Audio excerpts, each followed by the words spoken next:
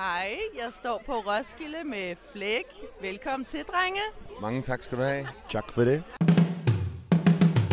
Hvem af jer står bag jeres største hits? Det gør ham, der sidder lige her. Han er lige herindefra, og så er herfra. Hvem af jer er den bedste elsker? Det ved vi jo ikke. Vi har ikke knaldet med hinanden endnu, kan man sige. Hvem af jer vil nemmest få et job på Joe and the Juice?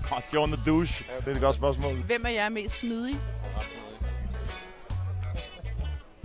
Hvem af jer er den bedste far? Ingen af os er børn. Men over for hinanden er vi nogle dygtige fædre. Hvem af jer har flest produkter? Mads, jeg kalder ham nogle gange for patienten. Han har mange medicamenter, i hvert fald inhalator, og altså, han har sådan et apoteksprodukt til alt. Der er faktisk overhovedet ikke lige så meget, som man plejer.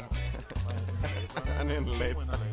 Hvem af jer er den største diva? Varierer situation. Du kan stå i en situation, hvor du bliver afvist til at komme ind til din egen koncert, og du vil stadig ikke spille flagkortet. Og sådan stadig helt ydmygende. Okay, men er du sikker? Jeg har sådan et armbånd. Jeg er sikker på, hvorfor må jeg ikke komme ind? Hvem af jer laver den bedste mojito? Jeg hader mojito. Alt for meget easy. Jeg kan godt lide en god mojito. Men det gør vores manager, Stefan. Gammel bartender, ikke? Flæk, tusind tak.